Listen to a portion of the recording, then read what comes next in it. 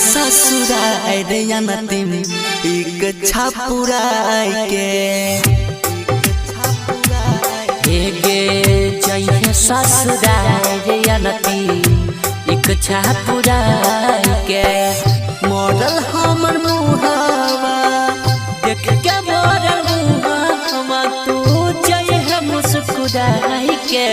गे जहानू अगिया लगई है हमारा अरथी में आई के अगिया लगई है हमारा अरथी में आई के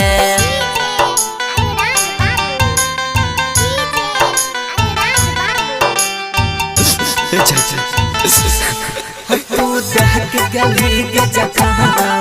नहीं मिला छिकई मरहा कि तोरा बिना केना जीवा कि तोरा बिना केना जीवा हे गई काइल हो तो शादी तोहर आई तो बारात गे छोड़ के जइबी जान हमार पल भर में साथ गे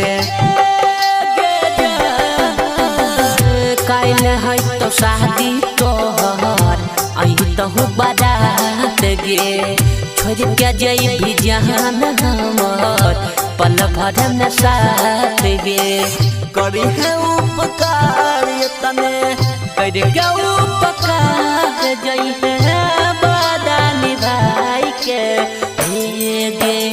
जहानू अगिया लगई है हमारा अरथी में आई के अगिया लगई है हमारा अरथी में आई के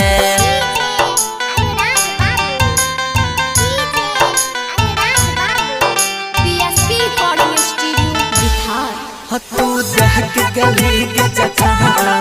नहीं मिला छिकई मरहा कि तोरा बिना केना जीवा कि तोरा बिना केना जीवा हे गई प्यार अर्जुन संजीता लाल का हई छो कहन काइन के लहके जई है राख अपना अचरा में बाइन के अर्जुन संजीता लाल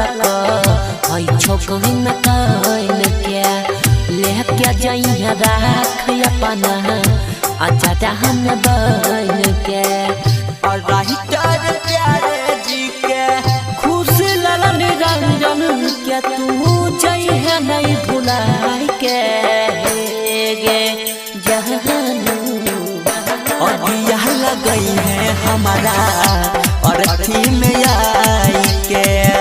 अगिया लगई है हमारा